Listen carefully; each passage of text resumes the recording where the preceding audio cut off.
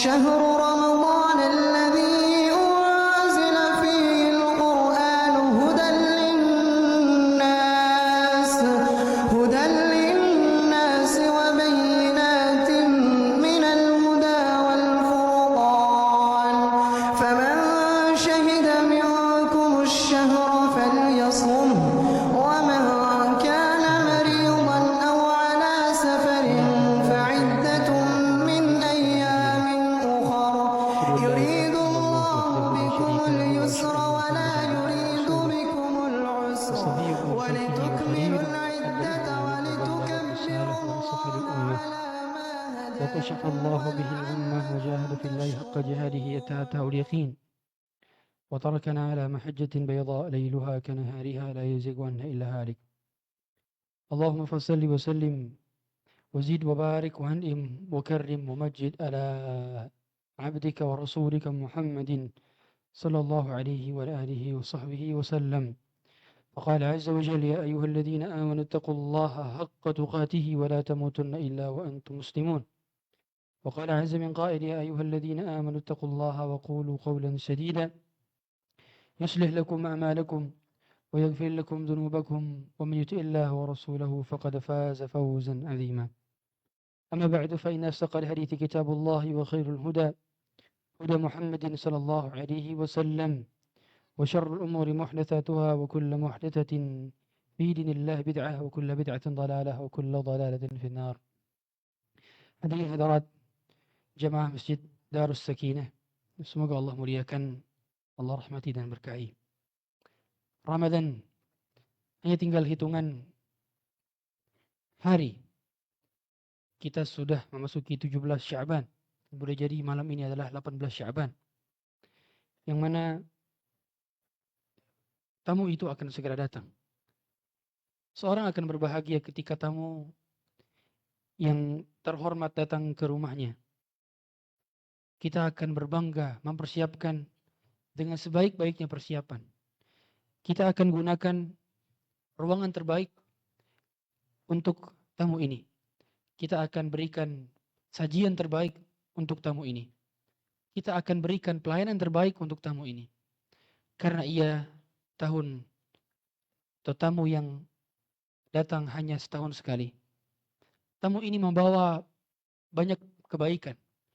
Maka disebutkan oleh Nabi sallallahu alaihi wasallam, "Atakum Ramadan, syahrun mubarak." Datang kepada kalian bulan yang penuh dengan keberkahan. Tamu ini datang dengan membawa berbagai macam jenis potensi pahala. Membawa kesempatan bagi siapapun yang ingin beramal maksimal. Karena futihat lahu abwabul jannah. Terbukanya pintu-pintu surga. Yang para ulama menjelaskan maksudnya adalah dimudahkannya seorang untuk beramal dengan amalan penduduk surga. Dalam riwayat lain, futihat lahu abwabus sama, dibukakannya pintu-pintu langit. Maksudnya adalah dimudahkannya untuk diterima amal-amal soleh. Karena langit adalah pintu diterimanya amal soleh. Sebagaimana Allah katakan, ilaihi yas'adul kalimut tayyib wal amalus salihu yarfa'u. Diangkat kepadanya kalimat-kalimat tayyibah, kalimat-kalimat yang baik, dan amal soleh diangkat ke atas. Maksudnya adalah diangkat ke langit. Maka dibukakan pintu langit, maksudnya adalah dimudahkannya seseorang di dalam diterima amal ibadahnya. Wa ghuliqat abwabun nar, dan ditutupnya pintu-pintu neraka. Maksudnya adalah disuasanakan sedemikian rupa agar pintu-pintu kemaksiatan sulit untuk dibuka. Dan kita tahu suasana Ramadan, suasana yang tidak enak, tidak legowo, tidak luang untuk melakukan kemaksiatan. Sampai Allah Ta'ala pun menjadikan para syaitan atau iblis dibelenggu. Meskipun yang dibelenggu tidak seluruh syaitan, tetapi mardatu syayatin, atau panglima-panglima daripada syaitan. Yang sehingga para ulama menyatakan, boleh saja orang berada di Ramadan, tetapi masih dia bermaksiat. Karena yang menggodanya tetap masih ada. Dari syaitan jenis bawahnya, dan juga hawa nafsu yang berada dalam dirinya. tamu ini adalah tamu yang spesial. Dikarenakan tamu yang menjadikan seseorang bisa diijabah doanya setiap waktu dari waktu-waktu puasanya. Yang Allah Ta'ala sampai menjadikan ada ayat tentang ijabahnya doa di tengah ayat-ayat puasa. Dan kalau kita perhatikan ayat surah Al-Baqarah di 185, 86, 187, itu adalah tentang ayat-ayat puasa. Dan di tengahnya Allah selipkan tentang ayat wa idza sa'alaka ibadi anni fa inni qarib. Apabila hambaku bertanya tentangku, maka sesungguhnya aku dekat. Ujibu da'watad da'i idza da'an. Dan aku akan ijabah setiap doa orang-orang yang berdoa. Falyastajibu li wal yu'minu bi la'allahum yarshudun. Maka hendaknya mereka merasa yakin akan diijabah dan hendaknya mereka beriman agar mereka mendapatkan petunjuk. Ayat ini terletak di ayat puasa. Sebelumnya adalah syahrul Ramadan, sebelumnya lagi adalah kutiba alaikumus siyam, dan setelahnya adalah uhilla lakum lailatas siyamir rafathu ila nisaikum. Dan itu semua tentang puasa. Lalu mengapa Allah selipkan ayat satu di tengah tentang ijabahnya doa, tentang permintaan yang tidak akan tertolak? Bahkan Allah sampai tidak mengatakan perantara qul. Biasanya setiap kali ada ayat idza sa'alaka yas'alunaka, ada perantara qul di tengahnya. Sebagaimana Allah katakan, yas'alunaka 'anil khamri wal maisir. Mereka bertanya kepada engkau tentang khamr dan juga perjudian. Qul ithmuhuma akbaru min naf'ihima. Ada perantara, katakanlah. Allah Ta'ala katakan, yas'alunaka 'anil mahid. Mereka bertanya kepada engkau Muhammad tentang perkara haid. Allah katakan, qul huwa adhan fa'tazilun nisa'a fil mahid. Katakanlah. Adapun dalam ayat idza sa'alaka wa idza sa'alaka ibadi, kalau ada hambaku bertanya kepada engkau, maka Allah tidak katakan qul fa inni qarib. Allah tidak gunakan kata qul, tapi Allah langsung mengatakan fa inni qarib. Yang para ulama menjelaskan bahwa doa tidak butuh perantara. Doa kita kepada Allah langsung bisa menembus langit. Doa tidak butuh perantara. Sehingga Allah tidak menggunakan qul sebagai perantaranya. Yang Allah langsung katakanlah, sungguh aku sangat dekat. Artinya bulan Ramadan adalah bulan yang kita berdoa. Latihlah diri kita untuk berdoa. Arahkanlah ubun-ubun kita agar kita senantiasa berdoa. Paksakanlah kaki-kaki kita untuk letih. Bukankah kaki ini telah letih di dalam bekerja? Bukankah kaki ini telah letih dalam berolahraga? Maka paksakan kaki ini letih dalam panjangnya qiyamul lail. Paksakan mata ini letih dalam membaca Quran. Mata ini telah letih dengan melihat hal-hal duniawi. Mata ini telah letih di dalam melihat hal-hal yang tidak bermanfaat. Mata ini telah letih dalam melihat pemandangan-pemandangan dunia yang terbatas. Maka jadikanlah letih mata ini untuk tilawah Al-Quran. Jadikanlah lisan ini letih untuk zikrullah dan membaca Quran. Jadikanlah seluruh tubuh kita letih untuk beritikaf di 10 malam terakhirnya. Sudah banyak kita gunakan jasad kita untuk keletihan pada tujuan-tujuan selain ibadah. Maka Ramadan adalah momennya kita untuk memaksakan dia. Iming-iminglah kepada jiwa, wahai jiwa. Balasanmu surga. Istirahatmu kelak adalah di surga. Iming-imingilah diri. Kelak balasanmu adalah surga. Dan Ramadan adalah tempat kita untuk berlomba-lomba dengan orang-orang yang sedang berlomba. Wa fi dzalika falyatanafasil mutanafisun. Maka demikianlah orang-orang yang berlomba, mereka akan berlomba. Bukankah telah sampai kepada kita satu kabar dari hadis Talhah bin Ubaidillah radhiyallahu ta'ala anhu, di mana dirinya pernah mendapati ada 2 orang yang masuk Islam di tahun yang sama. 2 orang yang tinggal di rumahnya. Ternyata yang satu adalah orang yang sangat bersemangat dalam beribadah. Sedangkan yang satu biasa-biasa saja ibadahnya. Satu ketika yang semangat dalam beribadah ini meninggalnya terlebih dahulu. Adapun yang tidak terlalu semangat ibadahnya maka dia baru meninggal setahun setelahnya. Alias dia meninggalnya belakangan. Talhah bin Ubaidillah bermimpi dalam mimpinya bahwa dia melihat yang meninggal terlebih dahulu ternyata tidak masuk surga lebih dahulu dibandingkan yang meninggalnya lebih lama. Padahal yang meninggal lebih dahulu ini lebih semangat ibadahnya dan dia meninggal dalam kondisi mati syahid. Sedangkan yang meninggal lebih lama ternyata dia meninggal bukan dalam kondisi mati syahid. Pemandangan yang mengejutkan, ternyata yang meninggal tanpa mati syahid ini, meninggal lebih lama ini, dirinya masuk surga lebih dahulu. Dipersilahkan oleh yang mati syahid ini untuk masuk surga lebih dahulu dalam mimpinya. Tanpa panjang lama, Talhah menceritakan mimpinya kepada para sahabat. Ya, apabila mimpi itu memiliki pertanda dan mimpi itu memiliki potensi kabar baik, maka memang ada anjuran untuk diceritakan. Sebagaimana kata Nabi SAW, lam yabqa minan nubuwati illa al-mubasysyirat. Tidak tersisa dari kenabian kecuali kabar-kabar gembira. Dan salah satu kabar-kabar gembira adalah dari mimpinya para sahabat. Sehingga para sahabat bisa menakwilkan mimpi mereka kepada Rasulullah SAW. Makanya di antara hal yang dilakukan oleh Nabi SAW ketika ba'da subuh, Nabi balik badan. Kana Nabi SAW idza faragha min salatihi aqbala alaina biwajhihi. Nabi kalau selesai salat subuh maka beliau balik badan menghadapkan wajahnya kepada kami. Dan Nabi mengatakan, hal ra'a atau man ra'a minkum ru'ya. Siapa di antara kalian yang baru melihat mimpi semalam? Dan biasanya Nabi menakwilkan mimpi atau menafsirkan mimpinya para sahabat. Bukankah kita tahu hadis tentang azan? Siapa yang pertama kali bermimpi tentang azan? Abdullah bin Zaid bin Abd Rabbih radhiyallahu ta'ala. Azan itu lafaznya dari mimpi para sahabat, bukan mimpi Nabi sallallahu alaihi wasallam.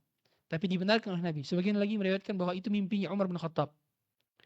Tapi poinnya adalah mimpi Talhah sampai ke telinganya Rasulullah sallallahu alaihi wasallam. Nabi mengomentari apa yang dikomentari oleh para sahabat. Nabi mengatakan, "Awa min dzalika ta'jabun?" Mengapa kalian heran? Bukankah yang meninggal lebih lama itu dia telah melalui 1 tahun lebih lama? Dan bukankah dia telah sujud beberapa ribu kali lebih banyak? Dan bukankah dia telah mendapati bulan Ramadan dan dia beribadah di bulan Ramadan? Maka jarak antara keduanya bagaikan langit dan bumi. Bainas sama'i wal ard. Jauh sekali. Hadirin, hanya karena umurnya lebih panjang dalam ketaatan kepada Allah, hanya karena dia mendapati bulan Ramadan dan dia beribadah di bulan Ramadan secara maksimal, hanya karena jumlah sujudnya lebih lama. Dan kita tahu bahwa seseorang ketika melewati setahunnya dengan sholat, apalagi tidak hanya sholat wajib, kalau sholat wajib saja sehari semalam kita dapat 17 rakaat. 1 rakaat dapat 2 kali sujud. Artinya dalam sehari semalam kita memiliki 34 kali sujud sholat wajib. Dikali 355 hari tahun Hijriah, ribuan kali kita dapati sujud-sujud kita. Dan orang ini lebih banyak jumlah sujudnya dibandingkan saudaranya. Karena mereka start masuk Islamnya berbarengan. Tetapi jumlah sujudnya lebih banyak yang meninggal lebih lama. Kata para ulama, inilah faedahnya diberikan umur panjang dalam ketaatan kepada Allah. Sehingga boleh kita minta umur panjang, asal minta juga diberkahi umurnya. Jangan sekedar minta umur panjang. Sebagaimana kata Nabi SAW, sebaik-baiknya manusia adalah man tala umruhu wa hasuna amaluhu. Siapa yang panjang umurnya dan paling baik amalnya. Dan dia telah mendapati bulan Ramadan. Artinya bulan Ramadan bisa menjadi momentum untuk apa? Untuk overlap orang-orang yang telah mendahului kita. Kita tahu dunia adalah medannya untuk berlomba-lomba. Kalau kita tidak berlomba dengan orang-orang saleh dengan amalannya dalam ibadah, maka kita sedang berlomba dengan para pendosa dengan banyaknya istighfar. Hidup adalah tentang perlombaan. Hidup adalah tentang kompetisi. Dan bukankah Surga itu Allah ciptakan bertingkat-tingkat. Yang khusus para mujahidin fi sabilillah saja ada 100 tingkatan surga. Yang Al-Imam Al-Khattabi di dalam kitabnya menjelaskan bahwa jumlah tingkatan surga sejumlah tingkatan atau sejumlah ayat di dalam Al-Quran. Karena Allah Ta'ala ketika para penghafal, pengamal, pentadabbur, pembelajar Al-Quran dimasukkan ke dalam surga yang mereka telah mengamalkan isi Al-Quran, maka mereka dijadikan sebagai sahibul Quran. Qila li sahibil Quran, iqra' wartaqi warattilu kama kunta turattilu fid dunya. Bacalah, naiklah, dan bacalah dengan tartil. Fa inna manzilataka inda akhiri ayatin taqra'uha. Karena tingkatanmu terakhir di surga. Jadi setiap kali dia baca satu ayat, dia naik. Satu ayat, dia naik. Dan Allah katakan, karena terakhir kedudukanmu, posisimu, levelmu, dari ayat terakhir yang kau baca. Para ulama menjelaskan, semakin banyak ayat Quran yang kita amalkan, itulah penentu level kita di surga. Artinya kata Al-Imam Al-Khattabi, sangat besar sekali kemungkinan bahwa jumlah tingkatan surga sejumlah ayat di dalam Al-Quran. Al-Quran terdiri dari 114 surah dan 6.236 ayat. Berarti jumlah tingkatan surga 6.236 tingkatan. Dari hadis yang sahih ini. Sehingga para ulama menjelaskan, diciptakannya beribu-ribu tingkatan surga untuk apa? Untuk kita berlomba-lomba, hadirin. Berlomba-lomba. Dan orang nanti ketika masuk surga, mereka juga akan menyesal dengan jumlah tingkatan surganya di sana. Karena di hari kiamat, seluruh orang itu menyesal. Jadi yang menyesal bukan hanya orang kafir. Yang menyesal bukan hanya orang fasik. Allah Ta'ala katakan dalam surah Maryam, wa anzirhum yawmal hasrah. Dan berilah peringatan kepada orang-orang beriman atas hari penyesalan. Di antara nama lain dari yaumul qiyamah adalah yaumul hasrah. Hari kiamat itu memiliki banyak nama. Ada as-sa'ah, ada al-haqqah, ada al-qiyamah, ada az-zalzalah. Ada banyak nama daripada nama hari kiamat. Dan salah satu nama hari kiamat adalah yaumul hasrah. Yang kata para ulama, dikatakan hari penyesalan karena orang kafir menyesal dengan kekafirannya. Orang fasik menyesal dengan kefasikannya. Orang fajir menyesal dengan kefajirannya. Dan orang beriman menyesal karena tidak maksimal dalam beramal. Alias orang beriman menyesal karena dia bisa gapai surga di atas itu, tapi dia stuck di surga di sana. Menyesal. Meskipun kita tahu ada potensi dia bisa naik pahalanya atau surganya, disebabkan karena banyak potensi. Yang pertama, dari istighfar anak-anak kita. Sebagaimana ada seorang yang ditinggikan derajat surganya, ditanyakan, Anda lihat, bagaimana aku bisa dapat tingkatan setinggi ini? Maka dijawab, bistighfari waladika laka.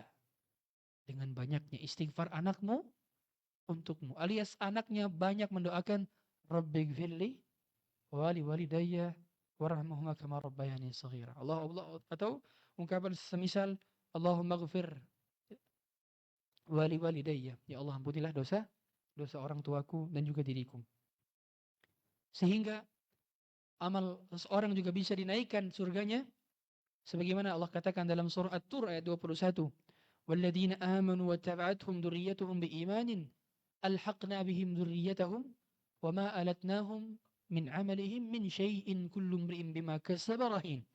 Dan adapun orang-orang yang beriman dan diikuti oleh orang-orang setelah mereka yang juga beriman, maka kami akan alhaqna, kami akan pertemukan dengan keturunan mereka dan tanpa kami sedikit pun kurangi wama alatnahum min amalihim, dari amal-amal pahala mereka. Dan setiap orang akan menanggung apa yang dia amalkan. Sehingga kalau ada orang tua tingkatan surganya di level 100 dan anaknya di level 6.000, maka orang tuanya punya potensi bisa naik leverage, naik ke tingkatan surga anak. Dan begitu sebaliknya, begitu kata para ulama. Tetapi ketika seorang berada di hari kiamat, dia tidak bisa lagi dapat memastikan dan mengusahakan, karena hari itu adalah harinya dihisab tanpa beramal. Sebagaimana kata Ali bin Abi Thalib radhiyallahu taala an, "Al-yawma 'amalun wala hisab, wa ghadan hisabun wala 'amal." Hari ini adalah hari beramal tanpa ada hisab, dan besok adalah harinya dihisab tanpa bisa beramal. Fakunu min abna'il akhirah wa la takunu min abna'id dunya. Maka jadikanlah kalian anak-anak akhirat dan jangan jadikanlah kalian anak-anak dunia. Karena hadirin hadirat Allah Subhanahu wa taala, Ramadan menjadi penentu, dan setiap detik-detik kita pun sejatinya adalah penentu kita tentang kondisi kita berada di hari kiamat. Ramadan, dia adalah tamu spesial, tamu istimewa yang dirindukan oleh setiap orang-orang yang bertakwa, dirindukan oleh setiap orang-orang yang mengejar dan berburu amal solehnya. Sebagaimana para salaf saleh, generasi terbaik dari peradaban manusia, kana salaf yud'una Allah sittata ashhurin an yuballighahum Ramadan. Mereka berdoa 6 bulan lamanya agar Allah sampaikan mereka tubuhnya, jasadnya, ruhnya ke dalam bulan Ramadan. Wa yad'una Allah sittata ashhurin an yataqabbala minhum. Dan mereka berdoa 6 bulan setelahnya agar Allah terima amal ibadah mereka di bulan Ramadan. Bayangkan 6 bulan sebelumnya mereka berdoa agar disampaikan ke bulan Ramadan, 6 bulan setelahnya mereka berdoa agar diterima amal ibadahnya di bulan Ramadan. Seolah-olah hidup mereka hanya untuk Ramadan. Karena harapan mereka agar mereka mendapati Ramadan. Agar mereka, bila ternyata catatan Lauhul Mahfuz atau catatan takdir mereka adalah bahwa mereka menjadi penduduk neraka, maka Allah bisa menghapusnya di bulan Ramadan. Sebagaimana kata Nabi sallallahu alaihi wasallam, "Walillahi 'utaqa'u minan nirani wa dzalika kulla lailah." Dan Allah taala memberikan kesempatan untuk dimerdekakan orang-orang penghuni neraka dari api neraka setiap malam di bulan Ramadan. Makanya di antara doa yang diucapkan oleh para salaf saleh di malam-malam Ramadan adalah Allahumma a'tiq riqabana wa riqaba abaina wa ummahatina minan nar. Ya Allah, bebaskanlah diriku, ayahku, ibuku.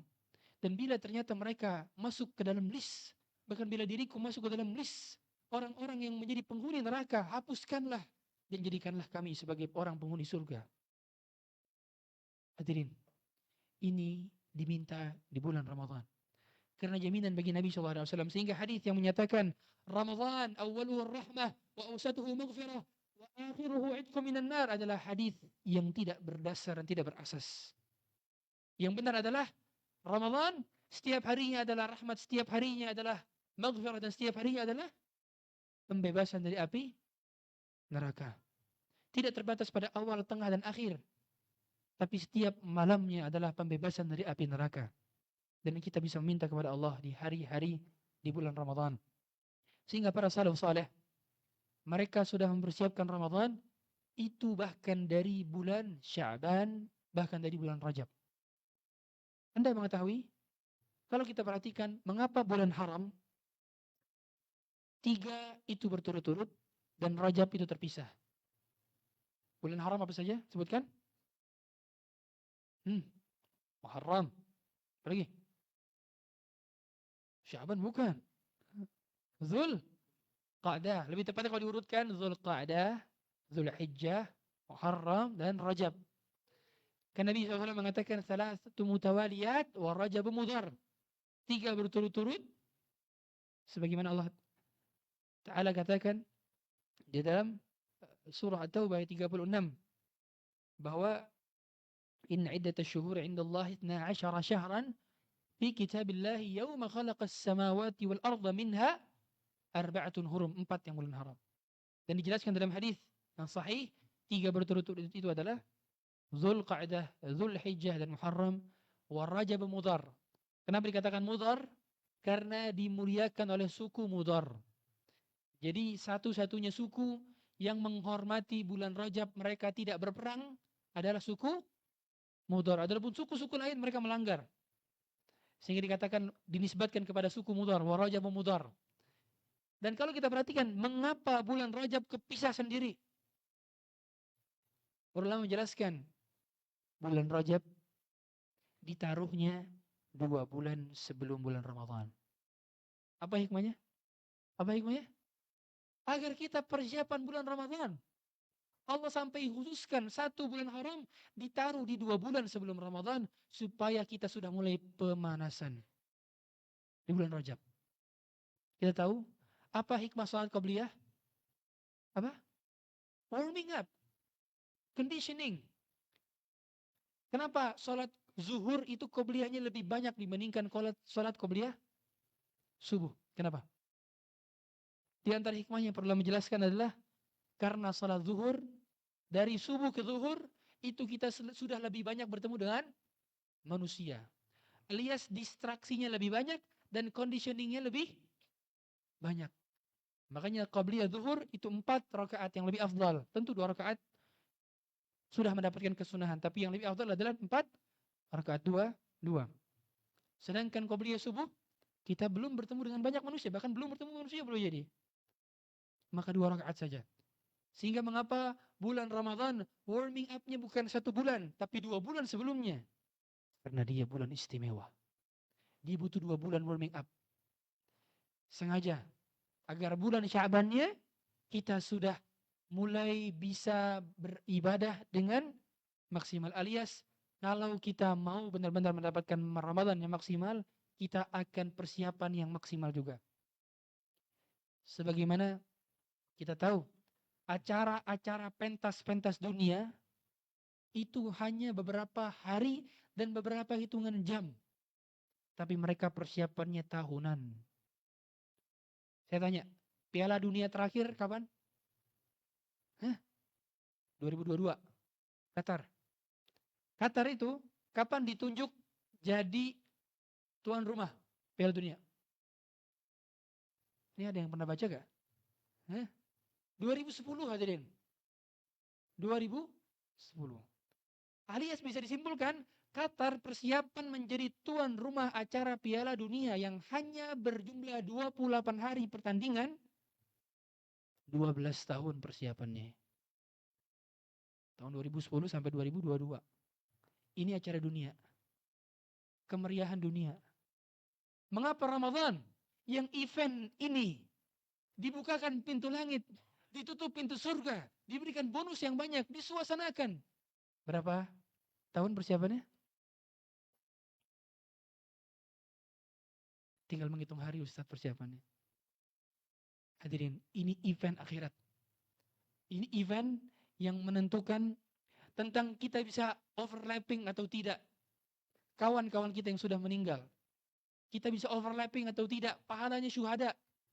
Kita tahu tadi, sahabat ini overlapping pahala orang yang mati syahid. Mati syahid hadirin. Yang mana orang mati syahid itu mereka berada di burung-burung hijau di bawah Arsy Ar-Rahman. Arsy Ar-Rahman. Singgasana tertinggi dan makhluk terbesar Allah Azza wa Jalla adalah Arsy. Sebagaimana kesepakatan ulama Ahlus Sunnah bahwa Arsy adalah makhluk. Arsy adalah makhluk. Dan dia adalah makhluk terbesar. Makanya ketika ada seorang sahabat yang meninggal dan Arsy Ar-Rahman bergetar, siapa nama sahabatnya?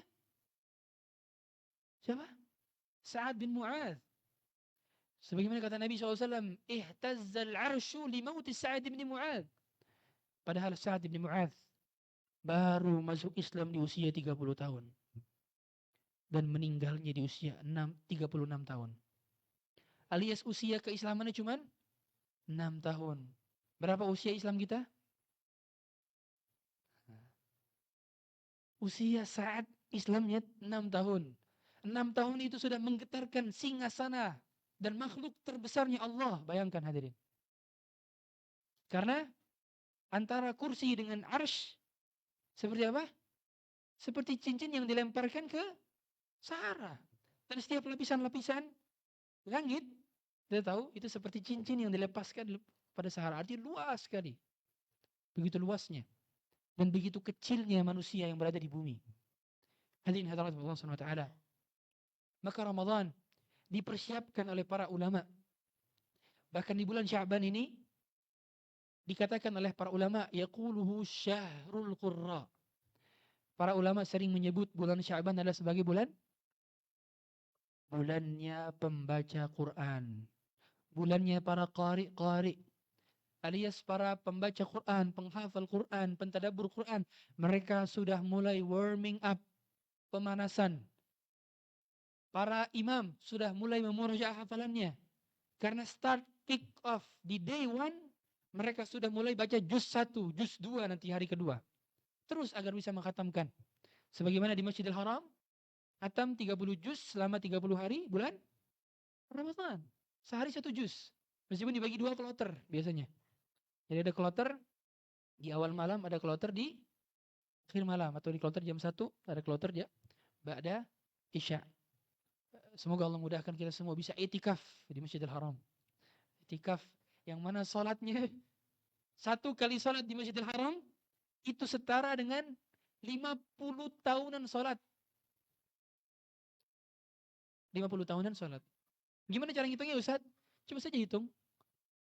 100.000 kali sholat. Itu dibagi 355.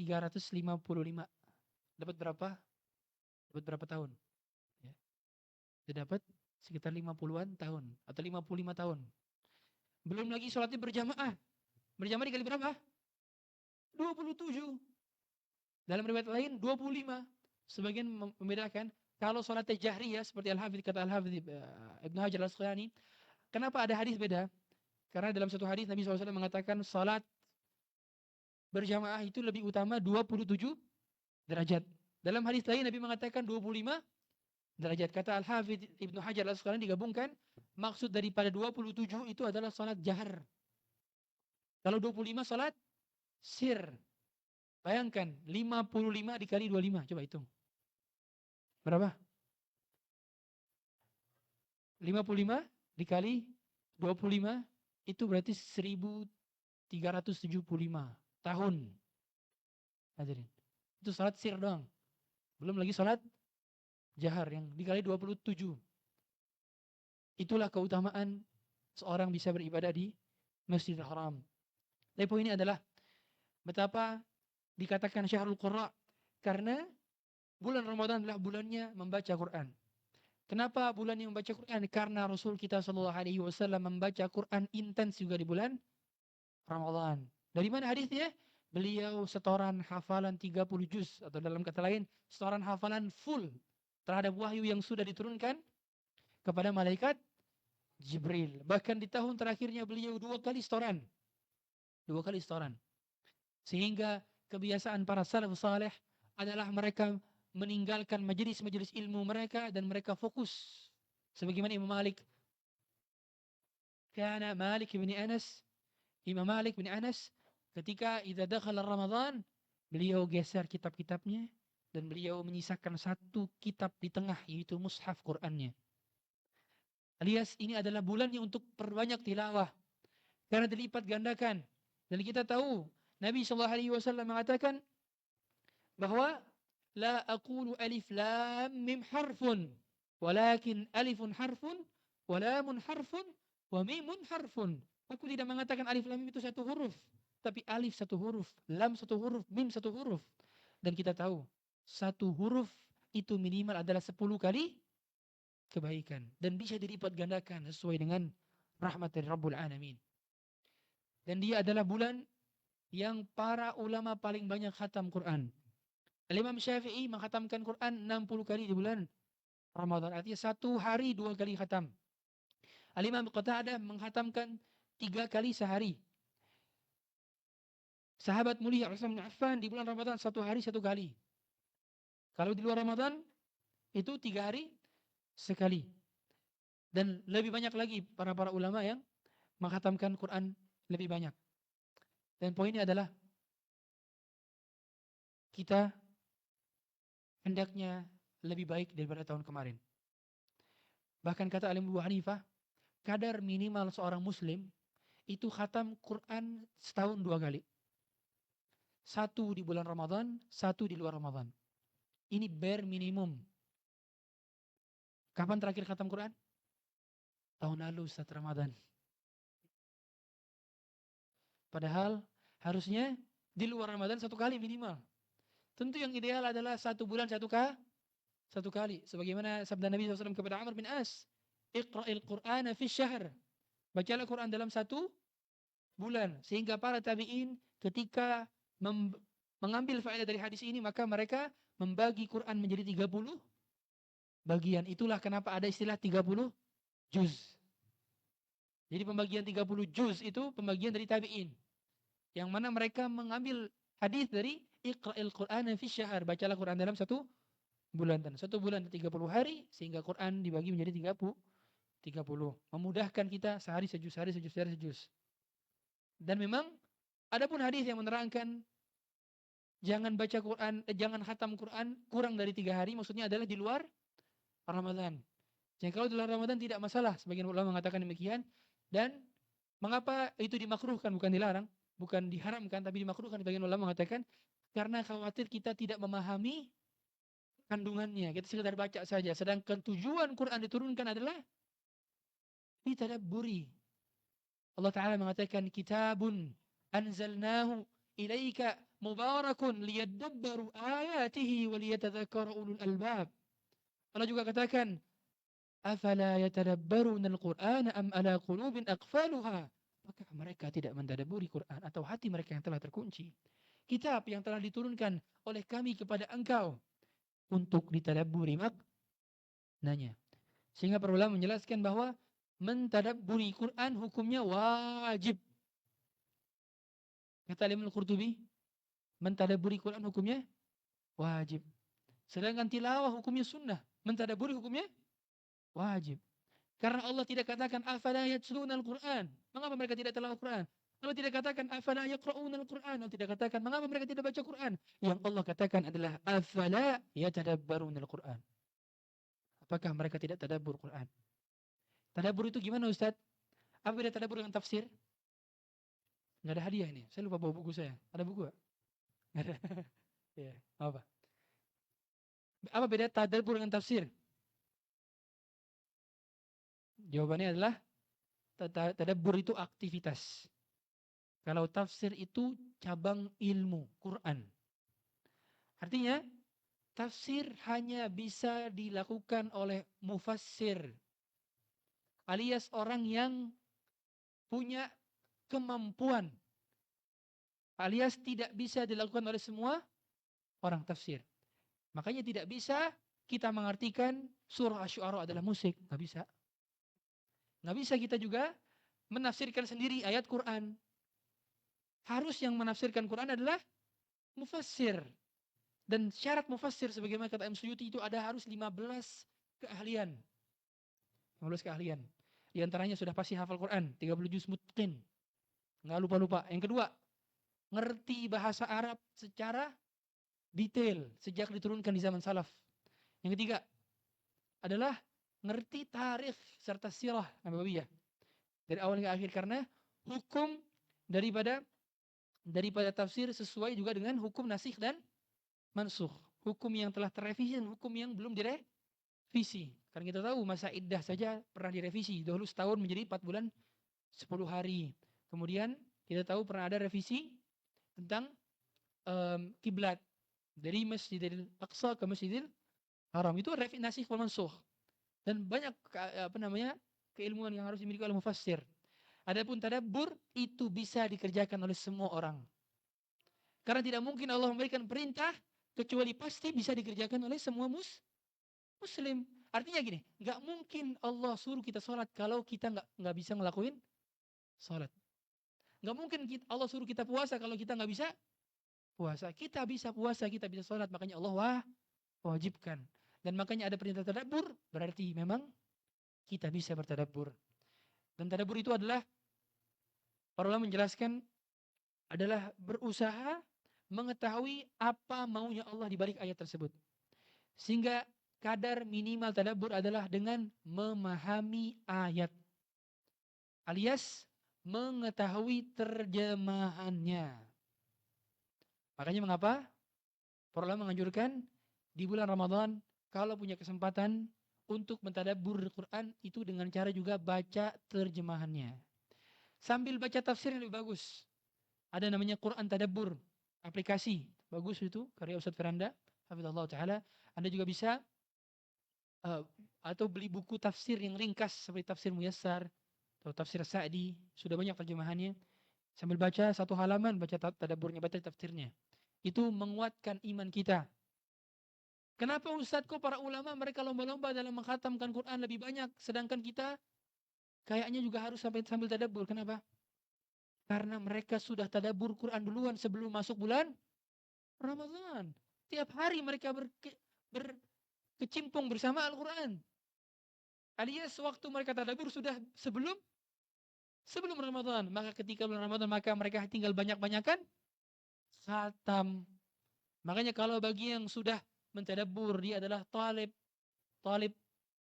kuliah Quran misalkan, talib dalam fakultas Quran, atau sudah memang berkecimpung dalam banyaknya tafsir yang dia kaji dari para ulama, ya udah tinggal banyak-banyakan khatam. Adapun kita yang jarang atau yang bahkan tidak pernah mengikuti kajian tafsir, maka inilah momen kita untuk menambah iman kita dengan tadabbur. Sudah adzan. Silakan adzan dulu.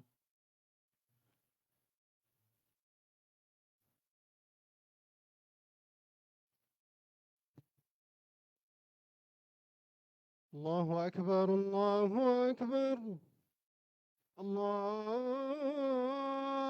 أكبر الله أكبر أشهد أن لا إله إلا الله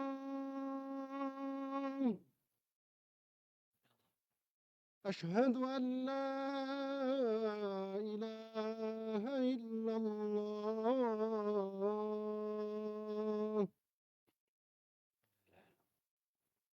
أشهد أن محمد رسول الله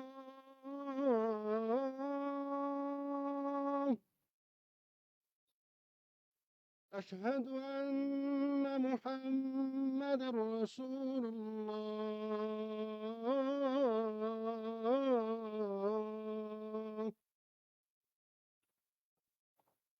حي على الصلاة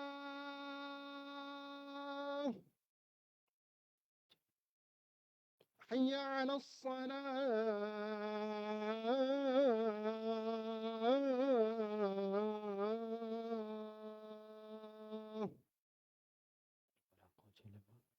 حي على الفلاح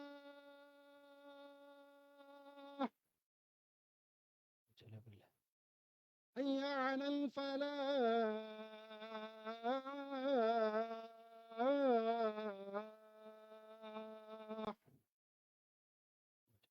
الله أكبر الله أكبر لا إله إلا الله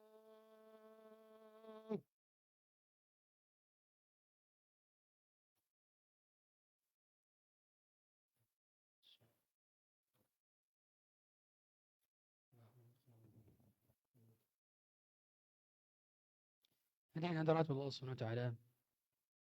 Maka bulan Ramadan adalah bulan yang Nabi SAW pernah mengaminkan doanya malaikat Jibril. Tatkala beliau menaiki mimbar. Mimbar Nabi SAW itu 3 kali anak tangga. 1, 2, 3. Dan definisi mimbar adalah sesuatu yang tinggi. Sehingga para ulama menjelaskan boleh mimbar itu lebih tinggi sesuai dengan kemaslahatan. Artinya kalau butuh untuk, karena tujuan mimbar adalah untuk apa? Orang bisa melihat. Makanya kalau tingginya ada 5 kali, baru bisa lihat semua orang, maka 5 kali. Sebagaimana mimbar hari ini Masjid Nabawi, itu bertangga-tangga, banyak tangganya. Mimbar Masjidil Haram juga bertangga-tangga. Maka mimbar adalah suatu hal yang tinggi. Dan Nabi SAW ketika menaiki mimbar, beliau mengatakan amin. Menaiki mimbar, beliau katakan amin. Naik lagi, beliau katakan amin. Sahabat bertanya, Rasulullah, apa gerangan yang kau katakan? Maka beliau mengatakan, baru saja tadi malaikat Jibril berdoa. Yang pertama beliau berdoa, raghima anfu rajulin, celakalah seseorang. Adraka Ramadan fansalakha falam yughfar lah. Celakalah seorang yang mendapati Ramadan. Dia melewati secara penuh bulan Ramadan, tapi belum juga dosa-dosanya diampuni. Alias dia tidak mendapatkan potensi ampunan dosa di bulan Ramadan. Dia tidak boleh jadi tidak mengucapkan Allahumma innaka afuwun tuhibbul afwa fa'fu anni di akhir malam Ramadan. Boleh jadi dia tidak benar-benar berdoa rabbighfirli wa tub alayya. Dia tidak berdoa agar Allah ampuni dirinya di waktu-waktu mustajab. Padahal waktu mustajab adalah seluruhnya ketika orang berpuasa. Karena kata Nabi SAW, da'watus sha'im mustajabah. Puasanya atau doanya orang berpuasa itu diijabah hatta yuftir, sampai dia berbuka. Atau kama Nabi SAW. Begitu pula kebahagiaan yang dirasakan oleh orang yang berpuasa adalah ketika dirinya berbuka dan ketika dirinya berjumpa dengan Rabbnya. Lis-sha'imi farhatan, farhatun 'inda fitrihi wa farhatun 'inda liqa'i rabbih. Dan seseorang ketika berada di bulan Ramadan, maka hendaknya dia tahu bahwa dirinya sedang berniaga bersama Allah. Dirinya sedang menjual sesuatu kepada Allah dengan waktunya, jiwanya dan hartanya. Yang balasannya Allah bayar dengan surga. Sebagaimana Allah katakan, innallaha ashtara minal mu'minina anfusahum wa amwalahum bi anna lahumul jannah yuqatiluna fi sabilillah fayaqtulun wa yuqtalun wa'dan alaihi haqqan fit tawrati wal injili wal Qur'an. Allah Ta'ala katakan, Allah sesungguhnya membeli dari orang-orang beriman hartanya, jiwanya, agar mereka bisa mendapatkan bayaran berupa surga. Hidup ini adalah perniagaan. Hidup adalah tentang perniagaan. Maka perniagaan yang paling untung adalah perniagaan kepada Rabb kita. Yang balasannya adalah keabadian. Balasannya adalah tentang kenikmatan yang abadi. Balasannya adalah surga. Hari ini kita bisa berniaga dengan makhluk dan kadang untung, kadang rugi. Tapi bila kita berniaga dengan Allah, kita selalu untung dan tidak pernah merugi. Karena janji Allah benar dan Allah tidak akan pernah mengingkari janjinya. Hadirin hadirat Allah SWT, bulan Ramadan adalah bulannya qiyam. Bulannya qiyam. Maka kerinduan yang kita pupuk untuk menghadapi Ramadan, maka berarti kita harus memperbaiki kualitas qiyam kita sejak sekarang, sejak kemarin-kemarin harusnya. Karena Ramadan adalah bulannya salat malam. Yang Nabi SAW katakan, man qama Ramadana imanan wahtisaban ghufira lahu ma taqaddam min dhanbi. Dalam hadis lain Nabi katakan, man qama lailatul qadri imanan wahtisaban ghufira lahu ma taqaddam min dhanbi. Dalam hadis lain Nabi katakan, man shama Ramadana imanan wahtisaban ghufira lahu ma taqaddam min dhanbi. Siapa yang qiyam salat malam di bulan Ramadan dengan iman wahtisaban, kata ulama, iman maksudnya adalah dengan ilmu. Karena iman tidak mungkin bisa ada tanpa ilmu. Artinya dia persiapan, dia tahu fikih Ramadan, dia belajar kajian tentang Ramadan, dia ikuti daurah-daurah Ramadan, imanan, agar tumbuh rasa iman kepada hatinya. Wahtisaban, ihtisab artinya adalah mengharapkan pahala. Dan ihtisab juga bermakna tidak mengeluh capek. Sebagaimana kata Al-Imam Al-Khattabi ketika menafsirkan makna ihtisab adalah ar-raghbatu fi thawabi tibatan nafs. Dia merasa bahagia menjalaninya. Dia enjoy terhadap ibadah tersebut. Dia nggak ngerasa capek. Artinya orang ketika qiyam bulan Ramadan, dia nggak ngeluh dengan panjangnya bacaan imam. Kalau dia masih mengatakan, ya imamnya Pak Fulan, ya imamnya Ustadz Fulan, udah lama nih kita. Berarti dia nggak ihtisab. Nggak ihtisab. Karena orang yang beritisab itu nggak ngeluh. Nggak ngeluh. Makanya Mereka itu la yastathqil, mereka enggak ngerasa berat bitulihi, dengan panjangnya dan lamanya. Begitu pula ketika panjangnya puasanya, karena misalkan musim panas. Hari ini orang yang berpuasa di daerah-daerah utara, ya daerah utara kita tahu, seperti Eropa, itu mengalami puasanya lebih mudah. Karena mereka berpuasa masih bulan winter, masih winter. Tapi kalau di summer, kita tahu, summer itu atau bulan musim panas, musim di mana siangnya lebih lama, malamnya lebih pendek. Di Belanda itu kalau lagi summer, isyaknya jam 12, subuh jam 3. Isya jam 12, subuh jam 3. Bayangkan. Kebayang antum kurang tidurnya seperti apa? Tapi cobaan. Dan kita tahu, sebesar-besarnya effort kita terhadap suatu ibadah, semakin besar juga pahala. Ajruki ala qadri nasabik.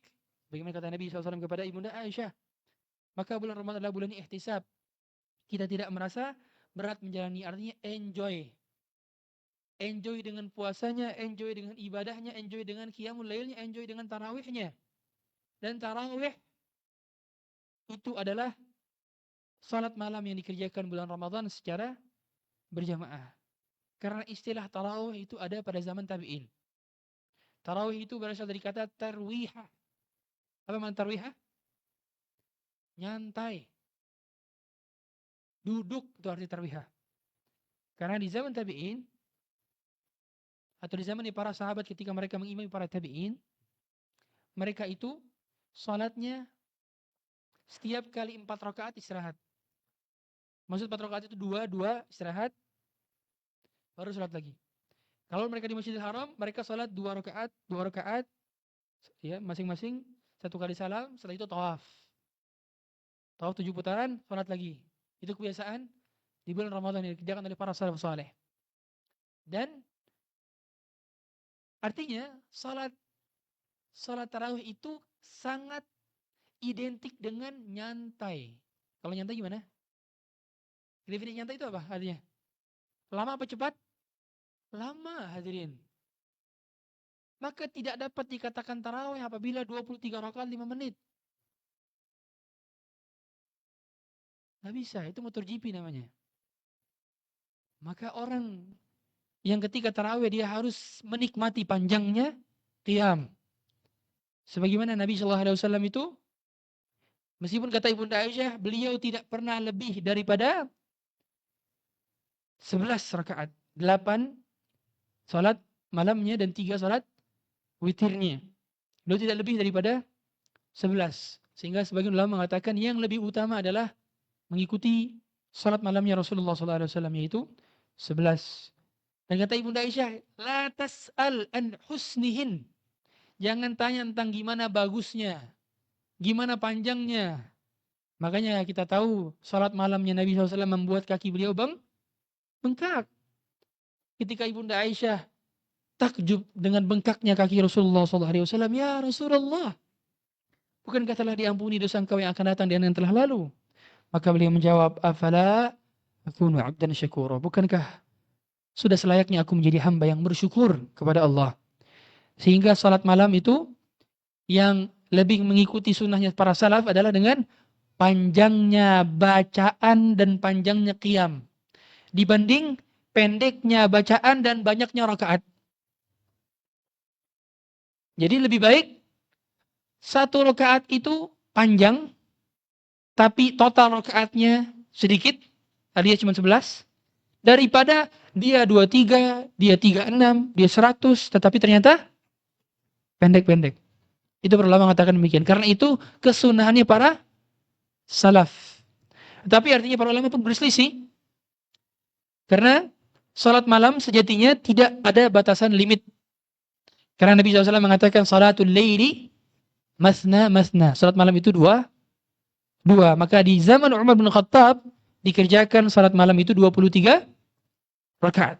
Dan di Masjidil Haram juga pernah 23 rakaat. Di Masjid Nabawi juga pernah 23 rakaat. Meskipun tiap tahun biasanya berubah kebijakan. Tapi poinnya adalah kita ketika beribadah sebaik-baik ibadah adalah para salafus salih. Dan sebaik-baik ibadah, sebaik-baik hidayah adalah hidayah yang disampaikan oleh Nabi sallallahu alaihi wasallam. Khairul hadyu Muhammadin sallallahu alaihi wasallam. Hadirin hadirat Allah Subhanahu wa taala, dan bulan Ramadan adalah bulannya kita untuk mendapatkan Lailatul Qadar. Kerinduan kepada Ramadan harus menghasilkan persiapan kepada mempersiapkan Lailatul Qadar. Yang Lailatul Qadar lebih utama daripada 1000 bulan, atau 83 tahun 4 bulan, atau 30.000 hari. Karena 1 bulan 30 hari dikali 1000 berarti 30.000 hari. Ibadah di malam tersebut yang kita bisa mendapatkan ibadah semua dikali 1000 bulan. Makanya orang semua ketika hidup di bulan Ramadan full, atau ketika hidup di 10 Ramadan terakhir, berarti dia pasti melewati Lailatul Qadar. Pasti. Hanya saja sedang ngapain dia ketika malam itu tiba. Itu poinnya. Sedang tidurkah? Tidak malukah kita kepada malaikat yang sedang turun? Yang Allah katakan tanazzalul malaikatu warruh. Turun. Yang Allah katakan inna anzalnahu fi lailatul qadar. Wa ma adraka ma lailatul qadar? Lailatul qadri khairum min alf syahr. Tanazzalul malaikatu warruh. Malaikat sedang turun. Dan ruh, siapa yang ruh turun? Malaikat Jibril. Manukah kita ketika malaikat Jibril dan rombongan para malaikat sedang turun memadati langit bumi, sedangkan kita sedang tidur? Malukah kita? Tidak malukah kita ketika malaikat sedang memadati? Dan kita tahu kalau malaikat tidak turun ke bumi saja, langit itu padat. Sebagaimana kata Nabi sallallahu alaihi wasallam, "Ma min arba'ati asabi' illa wa 'alaihi malakun." 4 jari, kecuali di space itu ada malaikat yang sedang sujud. Banyak jumlah malaikat, sangat banyak. Karena malaikat juga adalah salah satu daripada makhluk Allah yang juga Allah berikan mereka jumlah yang banyak. Sehingga malam-malam tersebut adalah malam yang fokus saja menghidupkan 10 malam terakhir. Tidak usah kita memusingkan, mau ganjil, mau genap, mau pilih 21, 23, 25, 27, 29, fokus 10. Karena kalau 10-10-nya kita sapu bersih, maka sudah pasti kita dapat Lailatul Qadar. Targetkan. Dan ingat, Ramadan adalah bulannya kita sedang maraton. Hadirin, kalau kita maraton, saya tanya, orang kalau maraton itu gaspol di awal atau gaspol di akhir? Gaspol di akhir. Gasnya lebih kencang ketika di akhir. Kita kalau sedang balapan sepeda, balapan motor, balapan mobil, orang ketika last lap, mereka akan kencangkan kendaraan mereka. Karena mereka tahu itu adalah penentu garis finish. Alias kita diperintahkan untuk terus meningkatkan grafik ibadah kita dari hari pertama. Terus naik. Artinya, benar-benar ulama mengatakan, kita harus tahu kadar kemampuan kita. Jangan seperti kebanyakan orang yang tidak planning. Nggak pemanasan, akhirnya day one semangat. Lama-lama soft masjidnya berkurang. Alias softnya maju. Soft maju, tercela apa terpuji? Kalau soft maju berarti softnya berkurang. Kalau soft mundur berarti softnya bertambah. Yang kita menyaksikan di sebagian masjid-masjid kaum muslimin, semakin menuju akhir maka soft salat semakin maju alias berkurang pesertanya. Maka kita mengetahui bahwa keutamaan Ramadan itu semakin hari semakin mulia, semakin di penghujungnya semakin mulia.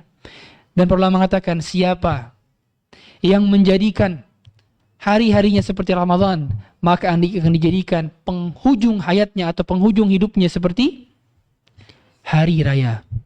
Atau di hari kiamat seperti hari raya. Karena kita demikian. Makanya orang-orang ketika di 10 malam terakhir benar-benar memaksimalkan usia mereka. Bahkan kalau bisa sebagai ulama itu enggak tidur. Tidurnya duduk. Dan boleh kita seperti Abdullah bin Unais Seperti sebagian para sahabat, bagi siapapun di antara kita yang kiranya tidak mampu untuk iktikaf secara maksimal 10 malam full di masjid, 10 hari full di masjid, maka lakukanlah seperti yang dilakukan oleh sebagian para sahabat yang dirinya beriktikaf itu di malamnya saja. Paginya kerja, malamnya baru tidur di masjid. Itu ada sebagian sahabat yang demikian. Tapi yang lebih afdal adalah iktikafnya Nabi SAW. Beliau masuk masjid dari malam ke-20 dan tidak keluar masjid kecuali di hari raya. Di hari raya. Ini yang lebih utama. Sehingga kalau keluar pun adalah untuk hajat.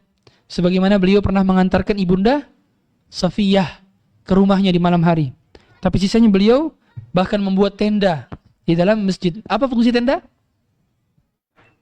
Fungsi tenda adalah untuk menghilangkan distraksi atau ranah untuk mendapatkan suasana privacy. Alias itikaf itu adalah ibadah yang masing-masing sendiri-sendiri. Kenapa Nabi buat tenda? Kenapa?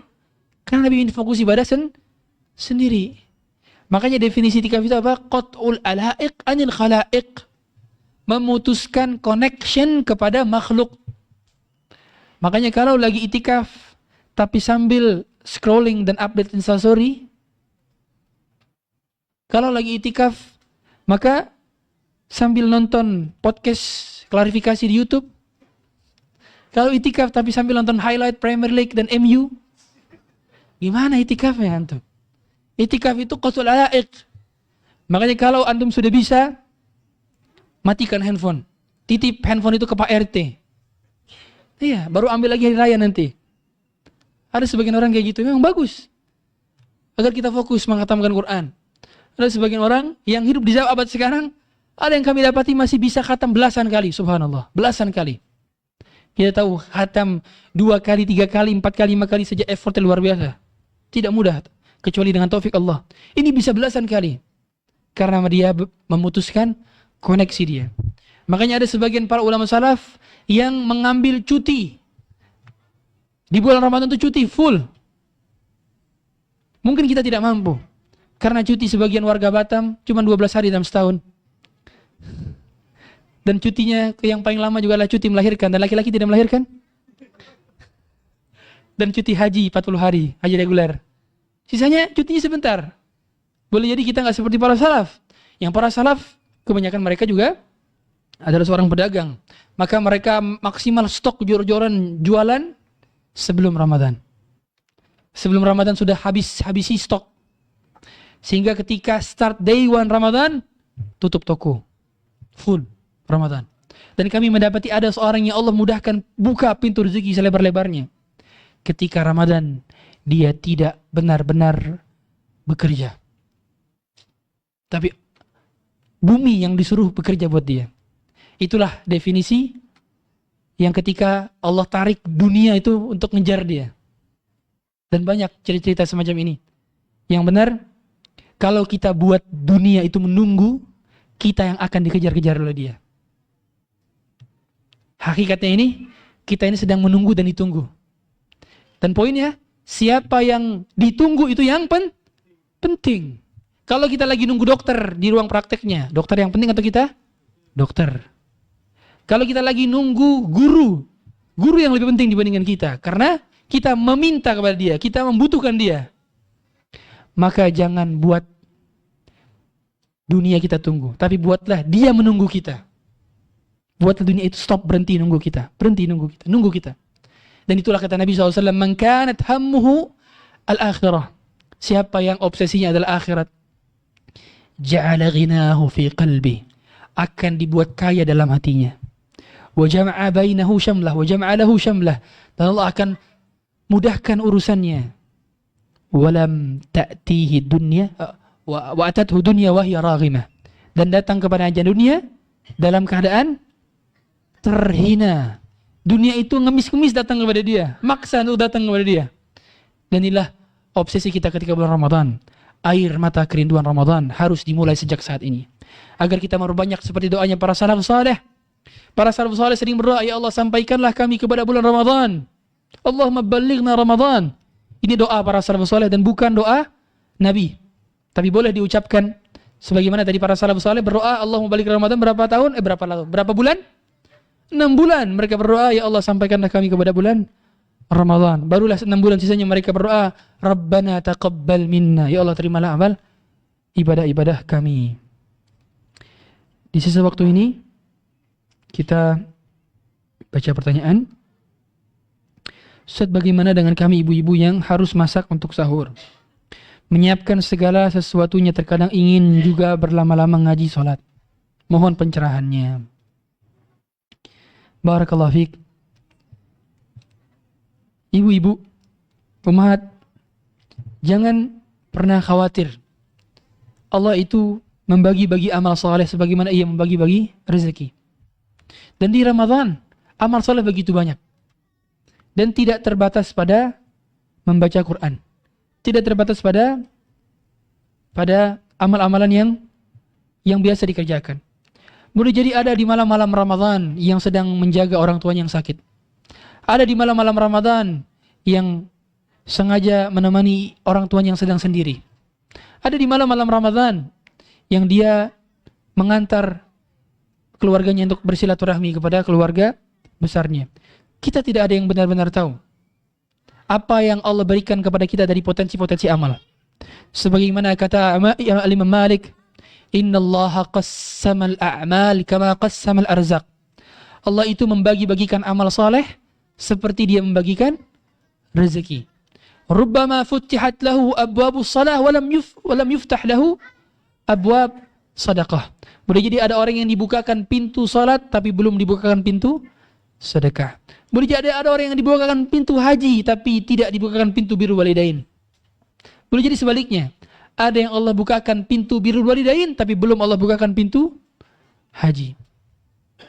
Sebagian diriwayatkan bahwa sahabat mulia Abu Hurairah itu belum pernah berhaji. Karena dia fokus untuk ngurusin ibunya di akhir hidupnya. Dan hampir banyak ulama-ulama yang belum pernah haji. Al-Imam Ibnu Abdul Bar belum pernah berhaji. Al-Imam Ibnu Hazm belum pernah berhaji. Belum. Entah itu karena memang, ya kita tahu zaman dahulu belum ada haji furoda. Ya. Dan juga biayanya tidak murah di zaman dulu. Perjalanan bertahun-tahun, berbulan-bulan. Dan boleh jadi kemaslahatan yang dia belum bisa meninggalkan dari daerah dan kotanya. Karena meninggalkan tempat mengajar itu butuh pertimbangan banyak hal di zaman terdahulu. Kalau sekarang pergi ke Saudi cuma 9,5 jam, ke Madinah cuma 10 jam. Sangat mudah sekali untuk PP dalam 2 hari. Di zaman dulu butuh berbulan-bulan. Bahkan orang menaiki kapal-kapal yang mana potensi mereka untuk meninggal di tanah suci atau meninggal di tengah jalan sangat besar sekali.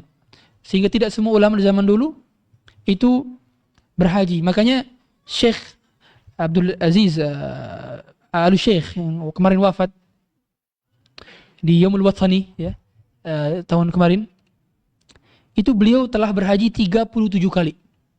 Dan kata muridnya, setiap tahun itu setelah beliau berhaji, beliau membadalkan haji para ulama.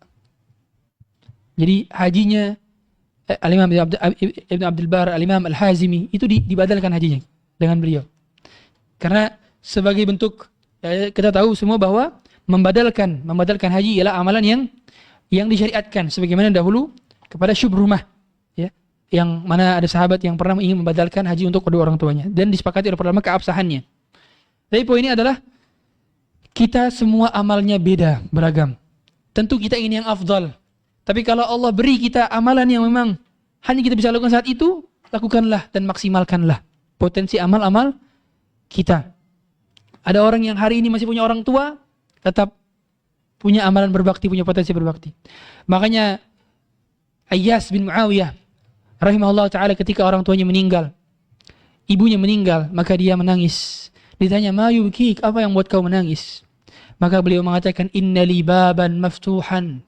Sesungguhnya aku punya 2 pintu yang sedang terbuka menuju surga. Wa ughliqa ahaduhuma, dan telah tertutup salah satunya. Maka beliau menangis. Artinya kalau kita punya orang tua yang masih lengkap, berarti punya potensi amal soleh yang masih bisa dikerjakan untuk mereka, yaitu birrul walidain. Meskipun birrul walidain bukan hanya ketika hidup saja. Kalau kita masih punya kesempatan untuk salat malam, karena kita bekerjanya di siang hari, dan salat malam ini bisa fokus, maka kita bisa maksimalkan. Punya amal soleh di bidang yang lain. Dalam hal ini para wanita punya amal solehnya berupa apa? Menyiapkan sahur, menyiapkan berbuka. Maka ingat hadis Nabi SAW, man fattara sa'iman falahu mithlu ajri as-sa'imi min ghairi an yanqusa min ujurihim syai'. Siapa yang memberi makan orang yang berbuka, maka dia mendapatkan pahala puasanya tanpa dikurangi pahala sedikit pun. Artinya kalau ada hari di mana di bulan Ramadan, satu hari, kita berikan 100 air mineral kecil. Harga berapa ada satu mineral? Rp1.000. 100.000 setiap hari. Dapat pahala 100 orang berpuasa. Apalagi kalau orang puasanya adalah orang-orang saleh, orang-orang bertauhid, orang-orang yang mengisi puasanya dengan amal-amal ibadah. Dia sholat 5 waktu, dia menjaga betul-betul perkataannya, dia menjaga agar tidak melakukan kedustaan dan halal pengurang puasanya. Kita bisa mendapatkan pahala puasanya, hadirin, yang berkualitas itu. Makanya di bulan Ramadan semangat untuk memberikan makanan berbuka bagi orang lain. Kata para ulama, kalau kita tidak mampu memberikan orang lain berbuka, minimal tukeran makanan. Dengan begitu kita dapat pahala apa? Pahala memberikan hadiah, dan dia pun dapat pahala memberikan hadiah kepada kita. Dan makanan buka kita dimakan oleh dia, kita makan makanan buka dia. Itu paling kadar minimal. Makanya sebagian orang bahkan ketika di Masjid Nabawi dibagi-bagikan makanan berbuka, boleh jadi dia nggak bisa sediain serving itu, ditukeran sama temannya, supaya dapat pahala memberikan makanan orang yang berbuka. Hadirin, Indonesia murah, hadirin. Berapa air mineral? Satu dus itu berapa? 30.000 atau mungkin paling mahal 40.000. Dibagikan stok dan kurma. Ini penting. Karena 2 makanan dan minuman yang dianjurkan untuk dimakan dan minum ketika berbuka adalah kurma dan air putih. Sebagaimana kata Nabi sebagaimana kata Anas bin Malik, Nabi SAW itu berbuka dengan rotabat, kurma muda. Jadi sebaik-baiknya makanan berbuka adalah kurma muda. Kalau nggak ada fa'alat tamarat, maka dengan tamar atau kurma kering. Kurma muda itu kurma basah. Kalau kurma tamar, makanya kurma kering. Dan kalau tidak ada fa'ala hasawatin min ma', maka beliau minum air. Makanya para ulama menganjurkan 6 jenis makanan yang menjadi urutan afdal berbuka. Yang pertama, kurma basah alias kurma muda atau kurma baru matang, rutab. Yang kedua adalah busar. Busar itu dia jenisnya belum matang tapi dia mau matang. Yang ketiga tamar. Yang keempat adalah air zam-zam. Sebaik-baiknya air di atas permukaan bumi adalah air zam-zam. Kalau tidak ada maka air putih. Yang keberapa tuh? 5 ya. Yang kelima. Baru yang keenam adalah manisan dari yang alami, buah-buahan. Kalau tidak ada juga, ya tidak ada nih, yang korma tidak ada, air nggak ada, maka manisan yang alami, seperti mangga, apalagi manisan alami, alpukat nggak manis, emang manis. Ya, yang lain. Baru kalau nggak ada manisan yang alami, manisan yang buatan. Jadi nggak ada gorengan. Gorengan nggak masuk. Meskipun gorengan, kalau kata orang, Ustadz, kalau kurma itu makanan sunnah, gorengan makanan wajib. Pertanyaan berikutnya. Sebagai ibu, mana yang lebih utama dan yang lebih baik pada saat bulan Ramadan? Menyiapkan makanan sendiri di rumah atau beli saja di luar? Sedangkan seringnya jika menyiapkan sendiri di rumah, target membaca Quran sering tidak tercapai. Karena waktu yang tersita untuk memasak dan menyiapkan makanan. Tergantung kemaslahatan dan kebutuhan. Bila memang kita bisa membeli, maka itu termasuk salah satu hal yang bisa kita lakukan, sehingga kita bisa alihkan kepada ibadah-ibadah yang lain. Tapi sekiranya memang kebutuhan belum mencukupi untuk membeli, maka kita bisa memasak dan itu pun berpahala. Menyiapkan orang yang berpuasa, menyiapkan makanan bukanya dan sahurnya berpahala. Sebagaimana kata Allah Ta'ala, wa ta'awanu 'alal birri wat taqwa, tolong menolong dalam kebaikan dan ketakwaan, termasuk hal yang membuat kita mendapatkan pahala. Dan juga para akhwat, kami nasihatkan bagi yang haid nanti di bulan Ramadan, jangan putus asa, karena ridha dengan kondisi tersebut itu pun bisa mendapatkan pahala. Kita tahu amal ibadah itu juga ada amal ibadah yang bernama ridha. Ridha dengan keputusan Allah, ar-ridha bima qassama Allah. Ridha terhadap pembagian Allah, ridha. Ridha. Makanya ketika Ibunda Aisyah nangis pada saat haji karena keluar darah, Maka Nabi SAW menenangkan dan Nabi mengatakan, innahu syai'un katabahu Allahu ala banati Adam. Sesungguhnya itu adalah suatu hal yang telah ditetapkan kepada anak perempuannya Adam. Alias jangan menangis karena sudah menjadi ketetapan Allah. Dan kita nggak bisa ngatur kapan kita keluar darah, kapan kita berhenti darahnya kalau bagi para wanita. Maka ridha. Yang kedua adalah maksimalkan juga potensi waktu-waktu mustajab. Meskipun wanita nggak puasa karena haid, tetapi masih tetap punya potensi dapat waktu mustajab sahur. Alias waktu sahur itu waktu mustajab. Makanya beda sahur dengan suhur, beda. Ya. Jadi dua hal yang berbeda. Ada keutamaan makan sahur, ada keutamaan waktu sahur. Artinya boleh jadi ada orang yang makan sebelum subuh, tetapi tidak di waktu sahur. Karena waktu sahur itu 1/6 terakhir. Waktu malam. Sudusul akhir, 1/6 terakhir. Makanya kalau ada orang makan sahur jam 11 malam, itu bukan sahur. Itu namanya makan malam. Adapun sahur 1/6 terakhir. Sahur itu jam 4. Bahkan sahurnya Nabi itu 50 ayat sebelum azan. 50 ayat sebelum. Makanya ketika ada sahabat Zaid bin Thabit ditanya, "Kam qadra sahur Rasulullah sallallahu alaihi wasallam, berapa ukuran sahurnya Nabi sallallahu alaihi wasallam?" Apa yang dijawab oleh beliau? Qadra 50 ayat. Setara dengan 50 ayat. Ini jawaban ahli Quran. Kalau jawaban orang yang suka main game, berapa jarak rumah kamu dengan Masjid Darus Sakinah? Sekitar 5 match lah Ustaz. 5 match dikatakan. Kalau jawaban orang yang senang nonton nonton Reels, TikTok ataupun FYP TikTok, berapa jarak antara rumahmu dengan Masjid Darus Sakinah? Sekitar 10 postingan lah Ustaz. Tapi jarak ahlul Quran yang hari-harinya bersama Quran, ukuran timingnya adalah dengan ayat. 50 ayat katanya. Dan para ulama mengatakan maksud dari 50 ayat adalah 50 ayat yang sedang, tidak ayat panjang dan tidak ayat pendek. Artinya sekitar 20 sampai 30 menitan. Sebagian ulama mengatakan demikian. Sehingga sahur itu sebaik-baiknya diakhirkan. Dan adapun berbuka sebaik-baiknya diawalkan. Tentu setelah masuk waktunya. Dan bagi para wanita tetap bisa berdoa di waktu sahur. Karena Allah Ta'ala katakan dalam surah Ali Imran, "Wabil asharihum yastaghfirun." Dan di waktu sahur mereka beristighfar. Kebiasaan orang bertakwa itu istighfar di waktu sahur. Alias waktu sahur adalah waktu yang bisa digunakan oleh siapapun. Haidkah, tidak haidkah, mau puasa hari itu, tidak puasa hari itu karena musafir, dia tetap bisa bangun sahur untuk beristighfar.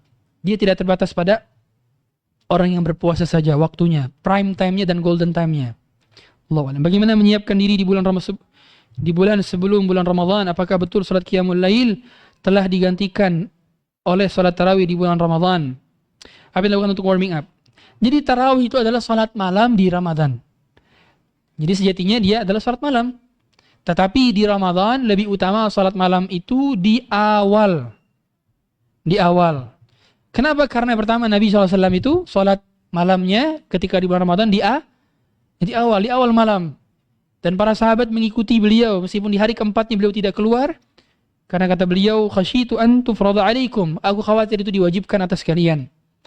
Tapi di zaman Umar bin Khattab, beliau melihat ada soft-soft yang orang-orang masing-masing salatnya. Akhirnya beliau mengumpulkan orang-orang semua untuk salat berjamaah dan diimami oleh Ubay bin Ka'ab radhiyallahu ta'ala dengan membaca ayat mi'iyah. Mi'iyah itu ayat-ayat 100 ayat.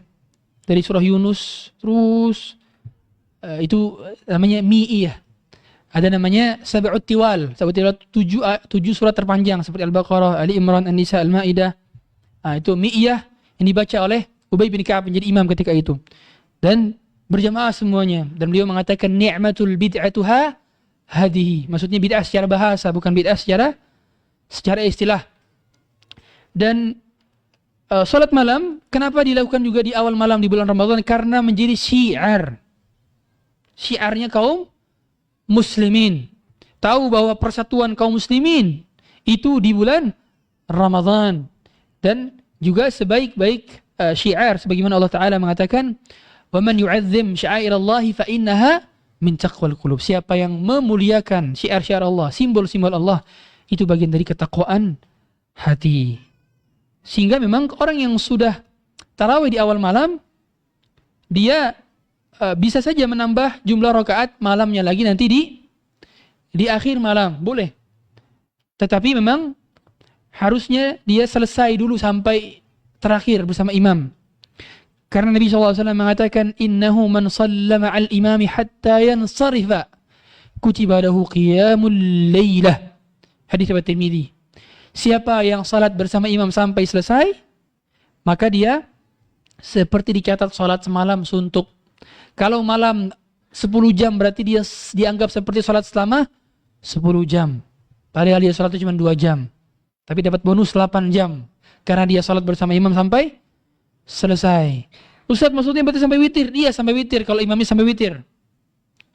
Tapi tidak boleh ada 2 witir dalam satu malam. Alias kalau kita sudah salat bersama imam di awal malam, sudah 1 witir, berarti nanti kalau mau nambah rakaat di rumah di akhir malam, tidak boleh dengan witir lagi. Karena kata Nabi SAW, la witrani fil laylah.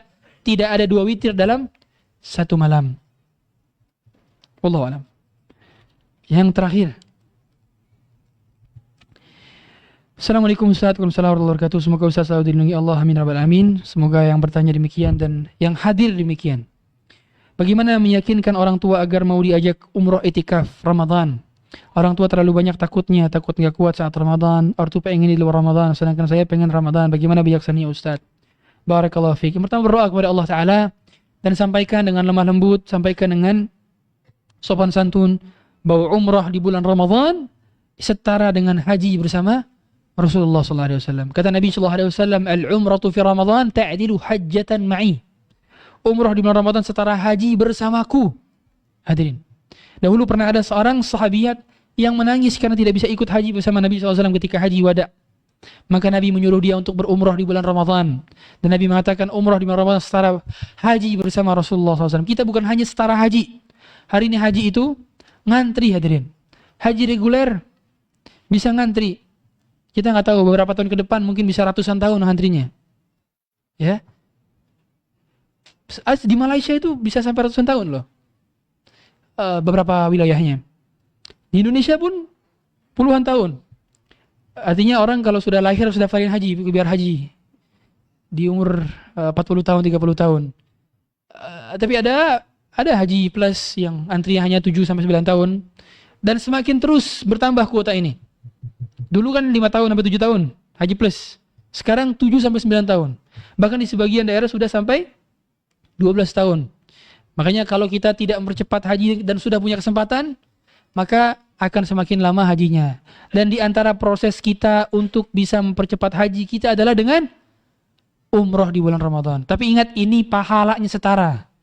Bukan menggugurkan kewajiban. Kamu udah haji? Udah Ustaz, saya Pak Haji Ustaz, kemarin umrah Ramadan. Bukan itu. Itu namanya pahalanya setara, tapi tidak menggugurkan kewajiban. Tetap ada kewajiban sekali seumur hidup dari haji. Karena haji adalah kewajiban 1 kali seumur hidup. Tetapi orang bisa berpahala seperti haji. Bukan hanya haji, tapi haji bersama Rasulullah SAW. Dan umroh itikaf apalagi umroh itikaf ya, di Masjidil Haram lagi. Kita tahu yang imamnya adalah para masyayikh, yang kita bisa menikmati bacaan lantunan Quran itu. Dan juga kita tahu sholatnya dikali lipat 100.000 lebih utama dibandingkan sholat di masjid yang lain selain Masjid Nabawi dan Masjid Aqsa. Maka sampaikan, tapi seandainya orang tua memiliki pilihan lain, maka taat apa perintah orang tua. Karena taat kepada perintah orang tua pada perkara yang tidak melanggar syariat termasuk ke dalam birrul walidain. Demikian mungkin dapat kami sampaikan karena sudah selesai, dan ini rangkaian terakhir dari safari kami di Batam. Semoga Allah mudahkan untuk berjumpa di lain waktu dan kesempatan, di lain tempat dan waktu. Bila tidak di dunia, maka semoga di surganya Allah Azza wa Jalla.